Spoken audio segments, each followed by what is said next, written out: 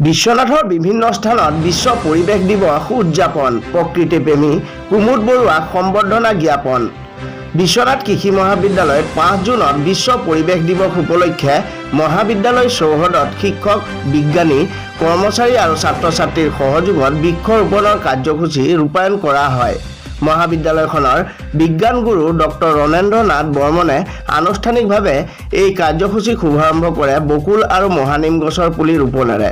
উদ্বোধনী ভাষণত ডক্টৰ বৰ্মনে জলবায়ু পৰিৱৰ্তন, ভূপৃষ্ঠৰ উষ্ণতা বৃদ্ধি, ভূতল জলপৃষ্ঠৰ নিম্নগামী আদি বিভিন্ন পৰিৱেশ সম্পৰ্কীয় সমস্যাৰ বিষয়ে আলোকপাত কৰে আৰু সকলোকে গছপুলি ৰোপণ আৰু ইয়াৰ প্ৰতিপালনেৰে প্ৰকৃতি সুৰক্ষাৰ বাবে বৰঙণি আগবঢ়াবলৈ আহ্বান জনায়। মহাবিদ্যালয় চৌহদত শিক্ষক কৰ্মচাৰী আৰু ছাত্ৰ-ছাত্ৰীৰ সহযোগত বকুল, মহানিম, দেৱদাৰু, চিজিয়াম আদি 300 জোপা বিভিন্ন ধৰণৰ গছ পুলি ৰোপণ কৰা হয়। মহাবিদ্যালয়খনৰ ৰাষ্ট্ৰীয় সেৱা আঁচনিৰ অধীনত এই কাৰ্যসূচী ৰূপায়িত কৰা হয়। পৰিৱেশ দিৱস উপলক্ষে ছাত্ৰ-ছাত্ৰীসকলৰ মাজত মাটি আৰু জল সংৰক্ষণৰ ওপৰত চিত্ৰাংকন প্ৰতিযোগিতাও অনুষ্ঠিত কৰা হয়। ৰাষ্ট্ৰীয় সেৱা আঁচনিৰ বিষয়া ডক্টৰ প্ৰাঞ্জল প্ৰতিম নেওগে বৃক্ষৰোপণ কাৰ্যসূচীত সকলোৱে উৎসাহেৰে অংশগ্ৰহণ কৰাৰ বাবে ধন্যবাদ জনায়। ইফালে বিশ্ব পৰিৱেশ দিৱস উপলক্ষে অখিল ভাৰতীয় বিদ্যাৰ্থী পৰিষদ বিশ্বনাথ মহাবিদ্যালয় শাখাৰ উদ্যোগত গছপুলি ৰোপণ কাৰ্যসূচী গ্ৰহণ কৰে। লগতে অখিল ভাৰতীয় বিদ্যাৰ্থী পৰিষদ বিশ্বনাথ মহাবিদ্যালয় শাখাৰ তৰফৰ পৰা মহাবিদ্যালয়ৰ অধ্যক্ষগৰাকীকো এখন ফুলাম গামোচাৰে মৰম যচাৰ লগতে এটি গছপুলি উপহাৰ হিচাপে প্ৰদান কৰে।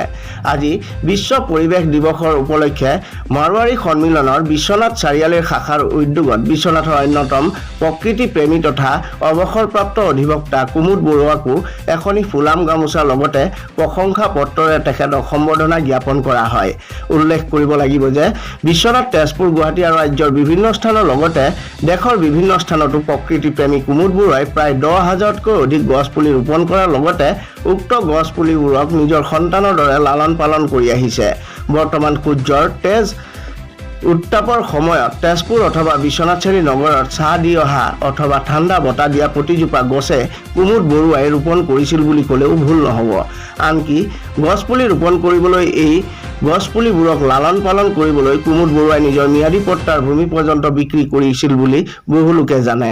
কিন্তু অতি দুখৰ বিষয় যে যোৱা প্ৰায় 8-9 মাহ পূৰ্বে গুৱাহাটীত সুধাকণ্ঠ ভাৰতৰত্ন ডক্টৰ ভূপেন হাজৰিকাৰ সমাধি ক্ষেত্ৰত গছপুলি ৰোপণ কৰিবলৈ যোৱা পথতে এক পথ দুৰ্ঘটনাত কুমুদ বৰুৱাই গুৰুতৰভাৱে আহত হৈ বৰ্তমানো অসুস্থ অৱস্থাতে আছে। সেয়েহে তেখেতক আজি সম্বৰ্ধনা জনোৱাৰ বাবে তেখেতৰ শুভাকাংক্ষীসকলে যথেষ্ট আনন্দিত হৈছে।